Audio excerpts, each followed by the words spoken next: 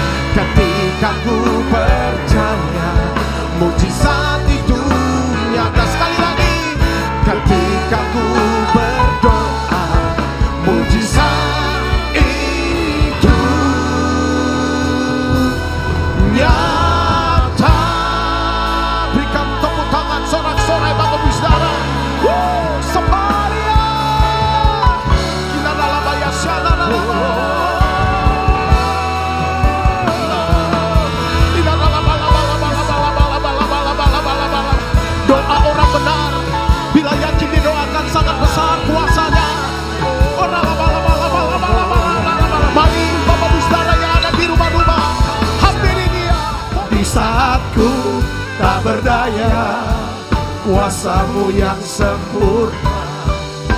Ketika ku percaya mujizat itu nyata, bukan karena kekuatan, namun Roh-Mu ya Tuhan. Ketika ku berdoa, mujizat itu nyata. Kami mau minta Engkau yang hadir, datang dengan hadirat-Mu ke dalam hidup kami masing-masing. Di dalam rumah kami ya Tuhan, di tempat di mana kami ada saat ini. Bapa, dalam nama Yesus, Engkau maha hadir. Kami butuh hadirat-Mu. Kami minta ya Tuhan, karena kami tahu di mana ada hadirat Tuhan, di situ ada kuasa Tuhan. Yang melenyapkan segala ketakutan kami. Yang melenyapkan segala sakit penyakit kami. Yang menyelenyapkan keputusasaan kami. Hari ini Bapa, dalam nama Yesus, hadir Tuhan. Hadir ya Bapa. Jamah ya Bapa. Bapa, sentuh hati setiap kami. Sentuh setiap hati kami. Kami butuh Bapa. Ubah hati kami Tuhan. Ubah hati kami. Terima kasih Tuhan, terima kasih. Bicara ya Tuhan buat setiap kami semua. Beri hikmat, beri pengetahuan, beri pengertian. Buka mata hati kami untuk bisa melihat kebenaran firman-Mu ini. Kami mau jadikan Alkitab, firman Allah, sebagai patokan hidup kami. Sebagai sumber hidup kami.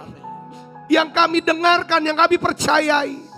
Terima kasih Tuhan. Tidak ada perkataan lain yang lebih tinggi daripada firman-Mu ini. Engkau berfirman, semuanya jadi.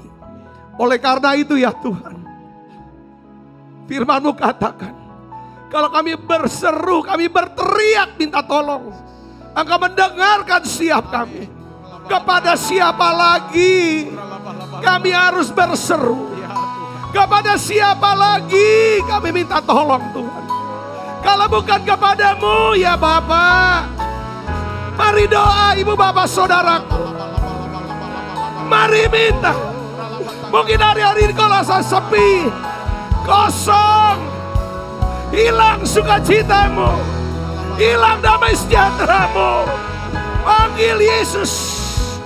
Ku pandang wajahnya, pandang wajah Tuhan. Lihat Tuhan yang mengasihi. Oh ya laba laba laba laba laba laba laba laba laba laba laba laba laba laba. Oh ya laba laba laba laba laba laba. Oh ya laba laba laba.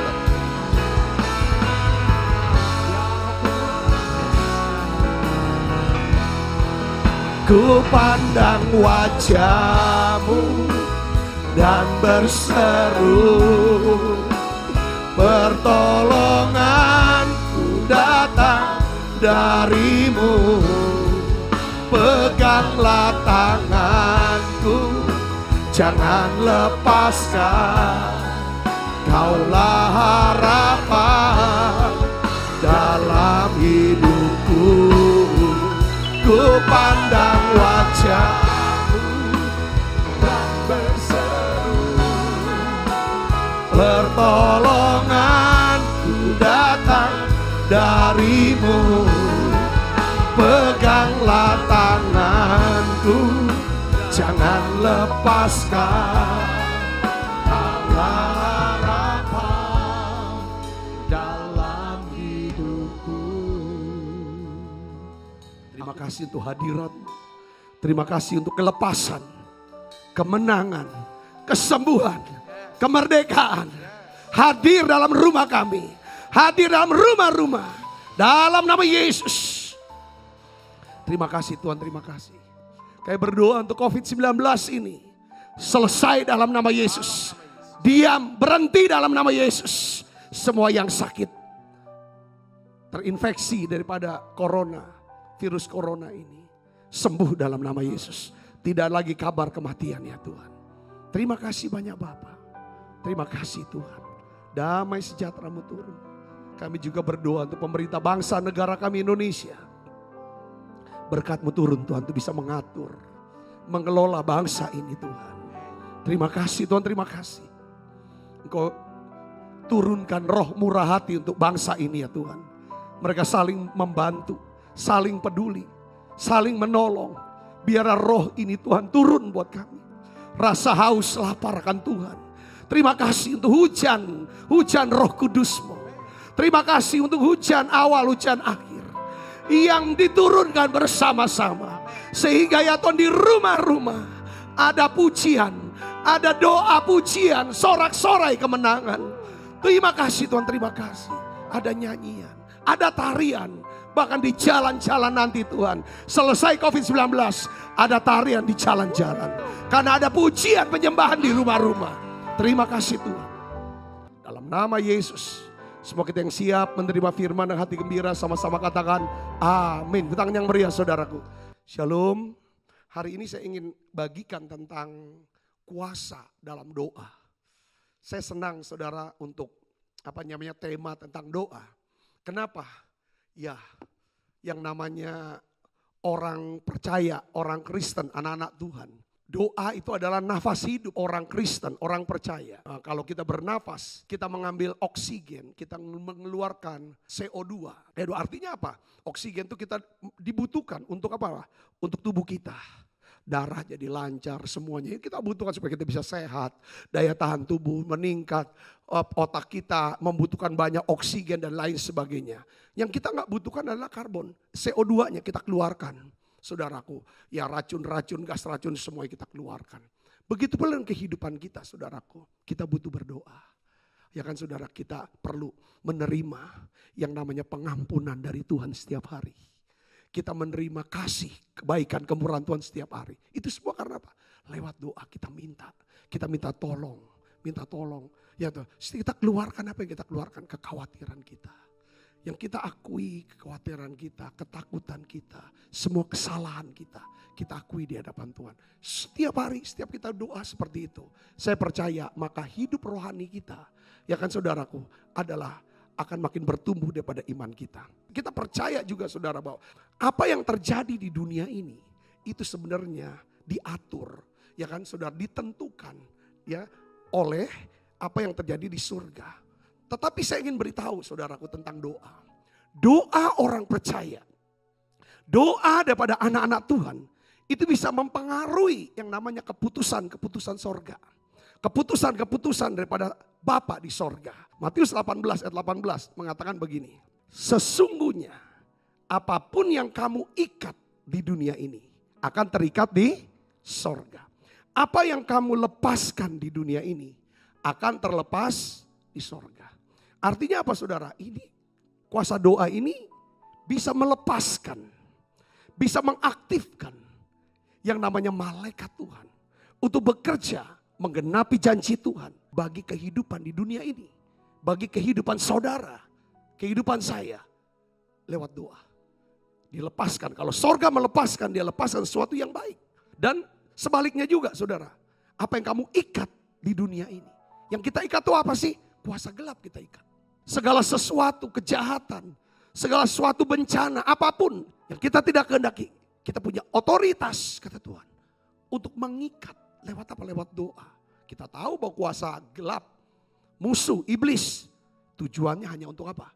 Mencuri, membunuh dan membinasakan. Nah hari ini saudaraku saya ingin bagikan kepada saudara. Saya tahu saudara juga udah doa kok. Tapi saya ingin begini saudaraku. Semakin kita mengenal Tuhan, mengenal firman, semakin dalam pengertian kita akan firman Tuhan, pewahyuan kita, itu semakin besar kuasa yang akan bekerja di dalam hidup kita. Kalau kita kenal pewahyuan tentang doa, betapa besar kuasa doa ini, kita lihat dari firman-firman yang kita pelajari, maka hidup kita waktu kita berdoa, cara doa kita itu beda dengan saat kita sudah ngerti hal itu. Nah hari ini saya ingin bagikan pada saudara tentang pertama. Doa itu adalah sebuah tempat perlindungan. Pada waktu saudara berdoa, saudara yakin, saudara percaya bahwa ada perlindungan yang dibuat Tuhan atas hidup kita. Ayub pada masa-masa sulit dalam hidupnya. Dia tulis saudaraku, Ayub 28 ayat 7 sampai 8. Jalan ke sana tidak dikenal. Seekor burung buas pun mata elang tidak melihatnya, binatang yang ganas tidak menginjakkan kakinya di sana, dan singa tidak melangkah melaluinya. Ini nama-nama binatang ini bicara tentang nama-nama daripada apa? Musuh-musuh. Binatang buas. Saudaraku, musuh-musuh roh jahat. Ayub memberitahu kepada kita, ada satu tempat tersembunyi yang hanya diketahui, yang hanya tersedia bagi setiap orang-orang yang percaya kepada Yesus. Semua orang berdoa loh saudara. Semua agama berdoa. Tetapi yang dimaksud doa di sini adalah doa di dalam nama Tuhan Yesus. Yang dimaksud ini adalah doa yang dinaikkan oleh orang-orang yang telah ditebus dan mengerti bahwa dia sudah ditebus oleh darah Yesus. Pada waktu orang percaya, orang-orang tebusan, dia berdoa. Ayub bilang, itu adalah tempat tersembunyi. Secret place. Di mana semua roh jahat tidak tahu jalan ke sana. Kenapa disebut doa sebagai tempat yang tersembunyi, saudaraku? Karena ketika kita berlutut, kita berdoa, kita naikkan nyanyian, pujian, penyembahan pada Tuhan. Itu cuman antara kita dengan Tuhan saja. Makanya Tuhan tuh menasehati di dalam Matius pasal 6, ayat 6. Ya, Tuhan Yesus ajar tentang apa saudara? Dia bilang begini, jika engkau berdoa, masuklah ke dalam kamarmu, tutuplah pintu, berdoalah kepada Bapakmu yang ada di mana? Secret place. Tempat yang tersembunyi. Maka Bapakmu yang melihat yang tersembunyi akan membalasnya kepadamu. Jadi tempat tersembunyi adalah satu apa? Hubungan. Orang yang punya hubungan pribadi dengan Tuhan. Dengar baik. Dia punya tempat perlindungan. Orang yang punya hubungan secara pribadi dengan Tuhan. Kalau dia beribadah, kalau dia berdoa, bukan untuk dilihat orang. Bukan seperti orang Farisi berdoa di jalan-jalan. Pada waktu zaman Yesus, Tuhan bilang jangan kayak gitu. Kau doa. Doa itu adalah hubungan pribadi antara kamu dengan Tuhan. Curahkan isi hatimu. Di situ akan ada perlindungan. Di situlah hadirat Tuhan akan turun. Saudara mau bahwa doa saudara menjadi satu tempat perlindungan bagi saudara? Ada banyak orang tanya gini, Pak saya udah doa, kok kenapa? Meleset. Saya tuh tanya Tuhan, apa doa saja cukup? Tuhan tambahkan kepada saya. Dia kasih ayat, Amsal 30 ayat 5. Semua firman Allah adalah apa? Murni. Ia adalah apa? Perisai bagi orang-orang yang berlindung padanya. Rupanya saudaraku, Alkitab ini, firman Allah ini bisa menjadi perisai bagi orang yang berlindung kepada Tuhan. Nah memang saudaraku, kita didorong untuk baca Mazmur 91. Tapi baca tok tanpa ada hubungan, saudara tidak masuk ke tempat tersembunyi ini. Kalau saudara tidak punya hubungan pribadi dengan Tuhan, maka Mazmur 91 itu tidak akan pernah ada kuasanya apa-apa. Perlu ada orang yang punya hubungan dengan Tuhan. Kalau saudara sudah punya hubungan dengan Tuhan, jadi orang yang ditebus, saudara harus tambahkan dengan apa? Firman Tuhan. Karena firman Tuhan itu menjadi perisai. Oleh sebab itu, salah satu kunci berdoa dengan penuh kuasa adalah apa? Kita, saudara dan saya, harus mengakui Alkitab ini sebagai perkataan firman Allah. Bukan perkataan manusia belaka yang setara dengan perkataan-perkataan yang lain. Saudara harus menerima Alkitab ini sebagai apa? Kata awal, perkataan awal. Alkitab ngomong apa? Kata akhir juga. Alkitab ngomong begitu enggak? Setelah saudara dengar nasihat dari manusia, saudara baca banyak buku, saudara apa? Saudara kembali ke Alkitab. Kayak seperti waktu kita kecil, kita punya kakak, kita punya adik. Kakak kita ngomong gini, adik kita ngomong gini, om kita ngomong gitu, tante kita ngomong gitu. Tapi kita harus tahu, karena kita masih tinggal di rumah papa dan mama. Mama ngomong gitu enggak? Kalau papa sudah ngomong gitu, mama sudah ngomong gitu, perkataan papa dan mama lah yang kita ikut. Bukan perkataan daripada kakak kita, adik kita, om kita, tante kita. Karena apa? Karena kita hidup di rumah papa mama kita. Kenapa saudara saya mau ngomong kayak gini? Salah satu alasan banyak orang Kristen tuh bingung hari-hari ini. Karena banyak mendengar mendengar, ya kan, omongan-omongan yang sumbernya nggak bisa diandalkan. Sehingga banyak yang nanya, mana yang benernya Pak Sabta? Siapa yang bener? Ini ngomong gini, itu ngomong gitu. Kalau kita mau jujur, pasti kita ini masing-masing punya pegangan tentang perkataan siapa yang kita mau dengar. Perkataan apa yang kita mau dengar. Nah, perkataan itu yang jadi pegangan, pedoman, pengambilan keputusan kita. Hari ini saudaraku, saya mau kasih tahu, Paulus tuh dia tulis kepada jemaat di Tesalonika. Dia omong sama jemaat ini. Dia bilang gini, 1 Tesalonika 2 ayat 13. Karena itulah aku tidak putus-putusnya mengucap syukur juga kepada Allah. Sebab kamu telah menerima apa? Firman Allah. Yang kami beritakan bukan sebagai perkataan manusia belaka. Tetapi, dan memang sungguh-sungguh demikian, sebagai firman Allah yang bekerja juga di dalam kamu yang percaya. Perkataan firman Allah, inilah yang bisa bekerja melakukan mujizat buat hidup kita. Coba saudara, saya mau jelaskan di sini tentang doa. Kalau kita masih nyampur, nggak murni keyakinan kita, nggak murni maksudnya bukan firman satu-satunya patokan kita, bukan Alkitab. Kita doa siang malam, tapi keyakinan kita masih kepada tradisi, adat istiadat. Itu sepertinya itu yang tertinggi buat kita. Bisa ngalahkan firman. Doa kita menjadi doa yang tidak penuh kuasa. Itu pertama perkataan tradisi. Banyak orang aja tradisi apa? Tradisi Tionghoa ngomongnya gini loh. Kita nih kalau ini harus begini loh. Leluhur ngomong gini loh. Pepatah Tionghoa ngomongnya kayak gini loh. Oh gini. Dicocok-cocokin sama firman. Kalau gak cocok, pepatah inilah, tradisi inilah yang dipegang. Sorry saya ngomong.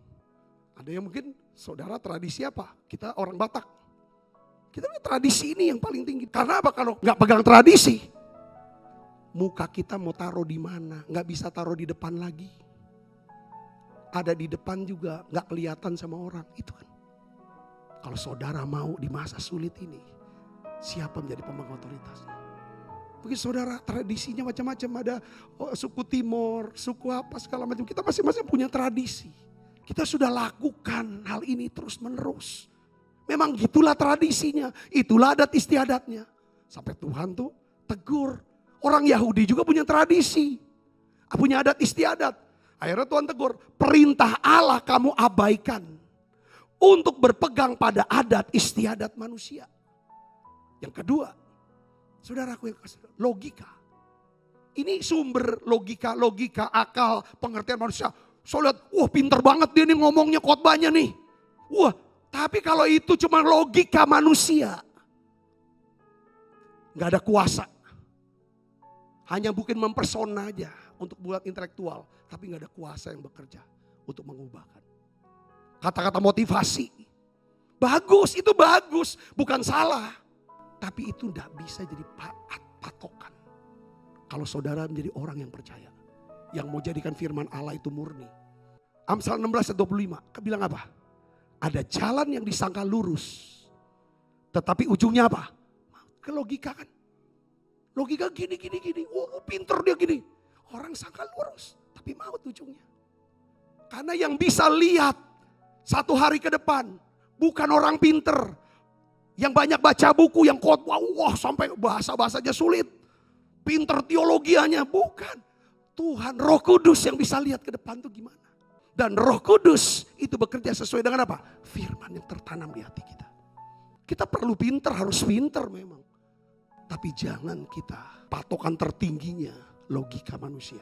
Pengertian sendiri. Yang ketiga, perasaan sendiri. Ada orang sumbernya perasaan.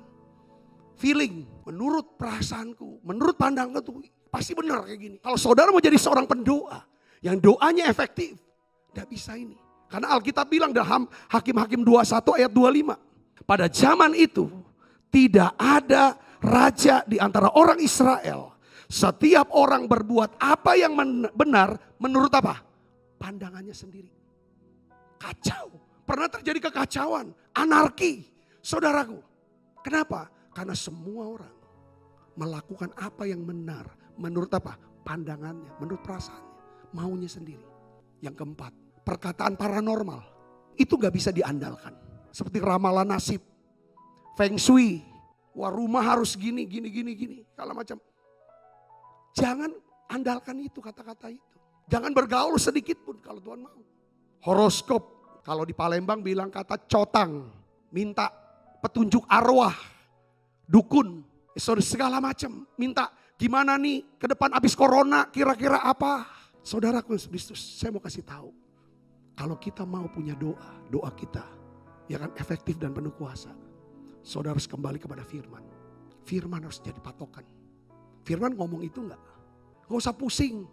Sekalipun tuh pendeta pinter banget kelihatannya. Kalau nggak ada firmannya, dia putar balikin firman, nggak usah dengerin. Kita kembali ke firman sendiri aja. Siapa gembala saudara? Saudara dengarkan kata daripada gembala. Karena domba-dombaku mendengar suaraku. Kalau saudara punya gembala, dengarkan suara gembala saudara. Dia akan tuntun saudara. Ke air yang tenang, jiwa saudara akan tenang. Rumput yang hijau, saudara akan kuat cara rohani. Katakan amin. Karena Yohanes 15 ayat 7 katakan begini. Jikalau kamu tinggal di dalam aku. Tinggal apa itu? Hatinya melekat kepadaku, kata Tuhan. Dan apa? Firmanku tinggal di dalam kamu. Mintalah.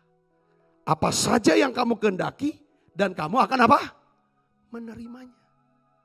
Jadi saudara akan menerima apa yang saudara minta. Kalau saudara benar-benar jadikan Alkitab sebagai patokan. Sebagai kata akhir dari hidup saudara. Bukan kata akhir lagi, kata awal. Mungkin ya saudara bisa berbagai masukan saudara bisa ambil. Kata akhir tetap Alkitab. Dari situ Alkitab itu firman-firman yang saudara baca dengar. Itulah dasar doa. Waktu kita berdoa kita dapatkan perlindungan. Kita tahu kita dapat perlindungan karena kita baca-baca Alkitab. Apa yang ditulis Alkitab itu yang kita doakan. Apa yang kita doakan itulah yang kita yakini. Itulah yang jadi patokan kita. Kita yakin bahwa Yesus itu perlindungan. Itu firman perlindungan. Kita gak cari lagi. Saudara, perlindungan berupa jimat-jimat. Dari dukun-dukun, dari paranormal. Kita gak campur lagi. Dengan budaya-budaya, dengan adat istiadat. Dengan segala macam kata-kata paranormal yang lainnya. Saudara mau dapat perlindungan yang sempurna dari Tuhan. Hari-hari ini, roh, jiwa, dan tubuh saudara. Rohani, jasmani, hubungan, keuangan. Dapat perlindungan. Ini yang Tuhan mau lindungi. Tapi Tuhan mau. Segala firman Tuhan adalah apa? Murni. Murni, jangan dicampur. Firman itu akan jadi perisai buat saudara. Saya rindu kita semua dilindungi. Rohani kita terlindungi. Jasmani kita. Sosial, keuangan kita. Yang kedua saudaraku. Doa itu adalah satu tempat. Tempat kelepasan. Tempat kemerdekaan. Ketika saudara berdoa. Saudara berada di satu tempat. Yang akan memberi saudara kelepasan. Kemerdekaan. Ayub tulis saudara. Ayub 28 ayat 9. Manusia melekatkan tangannya pada batu yang keras. Ia membongkar bangkir gunung-gunung sampai pada akar-akarnya. Apa artinya saudara ayat ini? Ayub mau mengatakan. Ketika kita berdoa. Maka Tuhan akan mengulurkan tangannya pada batu yang keras. Ia akan membongkar bangkir gunung-gunung persoalan kita. Sampai kepada akar-akarnya. Waktu kita berdoa, ada tangan Tuhan yang terulur pada batu yang keras. Yang kita bilang ini batu keras. Batunya besar. Ini gunung. Gunung batu yang sangat besar. Gimana aku bisa atasi? Tuhan bilang ketika engkau berdoa, ada tangan yang akan pegang gunung batu itu. Bongkar bangkir. Ayat 10, di sini dikatakan apa? Di dalam gunung batu, perhatikan, di dalam gunung batu ada dua cara. Dia bisa bongkar. Atau dia buat apa saudaraku? Dia menggali terowongan. Dan matanya melihat segala sesuatu yang berharga. Segala sesuatu yang berharga itu adanya di mana saudara? Di tempat tersembunyi. Seperti Yesus. Ada dua peristiwa. Pertama, Yesus ada di perahu bersama dengan murid-murid. Lalu datang badai. Murid-murid datangi Yesus yang lagi tidur. Dan meminta Yesus untuk menolong mereka. Lalu Yesus menghardik badai. Lalu badai itu tenang. Peristiwa kedua adalah murid-murid kena badai. Tapi Yesus tidak ada di perahu. Mereka juga hampir tenggelam. Tapi apa yang dibuat oleh Yesus? Yesus berjalan di atas badai. Nah, Ayub dia cerita. Kalau saudara berdoa, maka tangan Tuhan itu bisa memegang yang namanya gunung batu persoalan saudara. Dia bisa angkat cabut sampai ke akar-akarnya. Saya melihat bagaimana ketika ada gunung persoalan namanya sakit penyakit. Ketika didoakan dalam ibadah. Saudara, ketika kami berdoa, tiba-tiba tidak lama kemudian itu bisa keluar semuanya yang namanya tumor. Keluar yang namanya kanker. Itu Tuhan Smith, ada tangan Tuhan yang pegang gunung batu itu. Dia cabut sampai ke akar-akarnya. Tapi ada cara Tuhan. Dengan cara yang lain. Ya saudara, gunung batu ini gak dicabut. Gak dihancurkan. Tapi dia gali terowongan itu. Dia buat jalan. Dia buat jalan. Dia buat jalan keluar. Supaya saudara bisa nemukan harta yang terpendam. Satu kebaikan. Satu hikmat. Satu hal yang tidak pernah saudara duga sebelumnya. Dan itu hanya bisa didapat ketika saudara berdoa. Ayat 11. Dijelaskan lagi saudara begini. Ayub 28 ayat 11. Di sungai yang merembes di bendungnya. Kenapa dia mau bendung? Waktu saudara berdoa artinya gini. Sepertinya seperti ada banjir besar. Yang bisa bikin kita hanyut. Bikin kita bisa tenggelam. Lalu kita mati di situ. Ketika kita berdoa, Ayub bilang, disitulah tempat kelepasan. Disitulah tempat kemerdekaan. Dia bendung itu. Supaya saudara tidak tenggelam. Saudara dan saya tidak terbawa hanyut. Oleh apa? Pencobaan. Oleh kesulitan. Oleh segala macam yang membuat kita jadi mati tenggelam. Dan di sini dikatakan lagi saudaraku ayat yang ke-11. Dan apa yang tersembunyi dibawanya ke tempat terang. Apa yang selama dengan berdoa yang selama ini tersembunyi. Saudara tidak tahu itu. Tidak mengerti itu. Sesuatu yang ada di tempat gelap. Apa yang tersembunyi itu dibawa ke tempat yang terang. Saya mau jelaskan mungkin dengan dengan kesaksiannya. Saksiannya begini. Saat beban kuat itu ganjel hati saya. Sampai hilang damai sejahtera. Karena gunung-gunung persoalan yang menekan saya. Nah biasanya saya berdoa. Saya berbahasa roh. Saya naikkan nyanyian-nyanyian pujian penyembahan. Sampai plong gitu. Sampai lepas. Gitu. Sampai plong. Lalu masuk tuh yang namanya apa? Damai sejahtera. Saya rasakan damai sejahtera. Penuhi pikiran. Saya bisa gitu. Tekan berat gitu kan. Saya gak mau biarin lama-lama. Saya akan doa. Saya ngomong sama Tuhan. Tuhan aku takut, aku gini. Aku ngalamin ini. Tekan berat Tuhan. Gak kuat Tuhan. Tapi aku percaya, aku omongin firman. Lalu saya bahasa roh, saya nyanyi. Pilih lagu-lagu yang ada ayat-ayat firmannya untuk nguatin. Sampai masuk. Itu biasanya sampai kasplong, damai sejahtera turun, saudaraku. Apa? Biasanya itu akan lembutin. Ada firman yang pernah kita baca, yang pernah kita pelajari. Itu bisa berbicara, dibisik. Dek, dek, dek, dek. Saudaraku, nah firman ini biasanya nyenjukin hati. Kalau saudara ngerasa plong waktu doa, ada damai, itu tanda. Saudara, Tuhan sudah membongkar bangkir gunung persoalan saudara. Sampai ke akar-akarnya. Katakan amin. Atau dia sedang menggali terowongan di gunung persoalan saudara. Supaya saudara bisa melihat sesuatu yang berharga dari masalah ini. Nah biasa kalau sudah plong, sudah yakin, saya yakin pasti Tuhan tolong. Pasti Tuhan. Cepat atau lama. Kalau mau lama pertolongannya untuk dari hari ini sampai sana. Dia akan berikan saya kekuatan. Karena apa? Saya tahu dia sertai. Dia ada di pihak saya. Dia pasti berkati saya. Katakan amin. Itu dulu. Karena kan doa itu adalah tempat kelepasan. Kalau saudara berdoa ngalami kelepasan saat doa. Saudara belum berdoa. Walaupun mungkin gaya tubuhnya berdoa. Doa harus sampai kepada kelepasan. Doa harus sampai satu keyakinan. Ada perlindungan Tuhan. Ada jaminan dari Tuhan. Nah itu dulu secara roh. Nah biasanya setelah kalau udah plong dan apa yakin saya pegang tuh Markus 11 ayat 24. Apa saja yang kamu minta dan doakan, percayalah bahwa kamu sudah menerimanya. Kapan kita menerimanya? Waktu plong, waktu ada damai sejahtera. Maka hal itu akan diberikan padamu. Nah biasa yang diberi saudara bisa saja sesuai dengan apa yang kita minta. Tapi yang kedua bisa saja tidak sesuai dengan apa yang kita minta. Tadi kan saya bicara tentang ada pengertian. Jadi doa ini suatu tempat, bukan juga cuma tempat perlindungan dan kelepasan. Tapi waktu berdoa, saudara akan dapatkan pewahyuan. Pewahyuan itu gini, saudara tuh bisa tahu hari ini apa yang akan terjadi ke depan. Dasar firmannya apa? Yeremia 33 ayat 3. Berserulah kepadaku, maka aku akan menjawab engkau.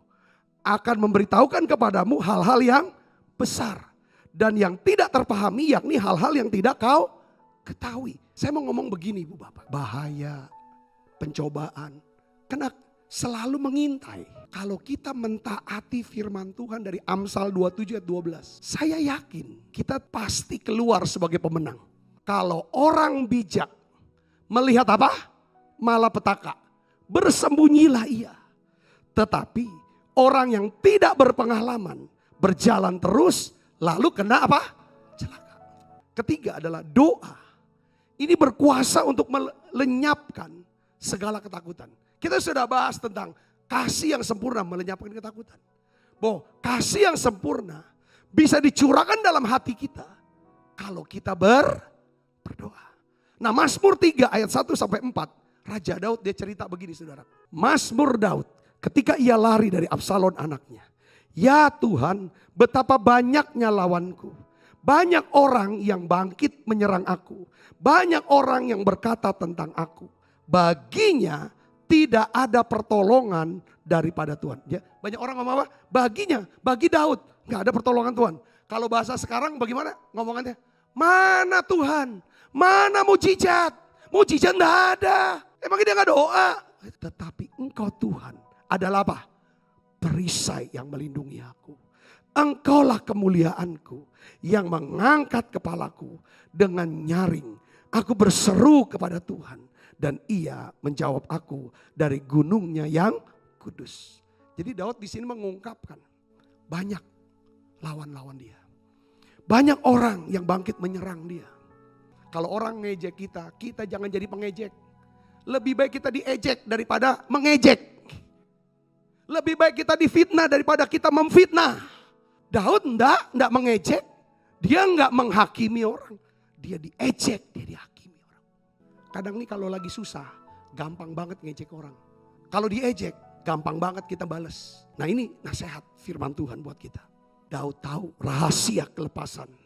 Daud tahu rahasia kemenangan dari kesulitan. Alkitab katakan apa? Dia tulis apa? Daud berseru kepada Tuhan dan Tuhan menjawabnya. Dan gunungnya, dari gunungnya yang kudus. Jadi kita pun bisa mengalami yang namanya kuasa Allah. Apabila kita berseru di masa-masa sedih kita. Waktu kita berseru, percayalah. Kita akan menemukan Tuhan akan menjadi perisai buat kita. Dia akan bisa membuat tegak kepala kita. Waktu kita berdoa mencari wajah dia.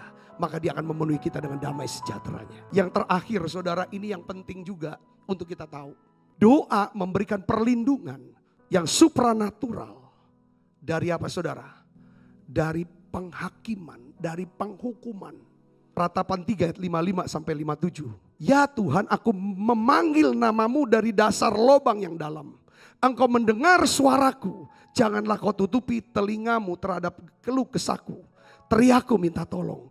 Engkau dekat tatkala aku memanggilmu. Engkau berfirman, jangan takut. Mazmur 18 ayat 3 sampai 6. Saya akan bacakan buat saudara. Terpujilah Tuhan, seruku. Aku pun selamat dari apa? Musuhku. Tali-tali maut telah meliliti aku. Dia pernah ngalami ini. Dia pakai istilah tali-tali maut. Kayak mau mati aja, karena apa? Frustrasi, capek. Sudah capek.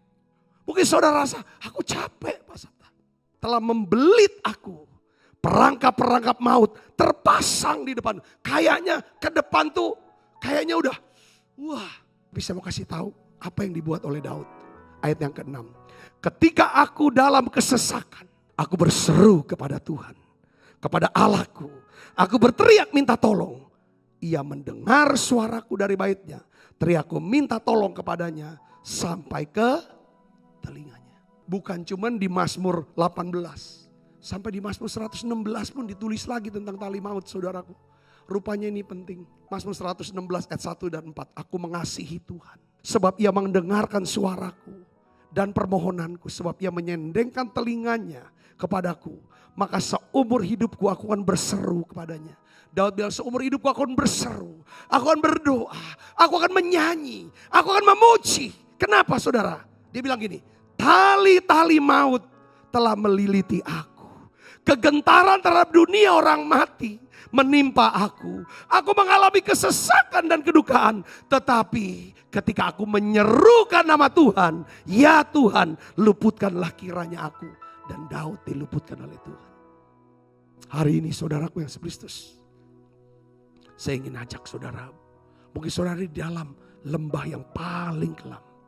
Saudara jatuh ke sumur yang begitu dalam dan gelap. Saya mau kasih tahu, kasih Tuhan, tangan Tuhan Yesus masih lebih dalam daripada tempat di mana saudara jatuh. Doa akan melepaskan saudara, membebaskan saudara dari tali-tali maut ini.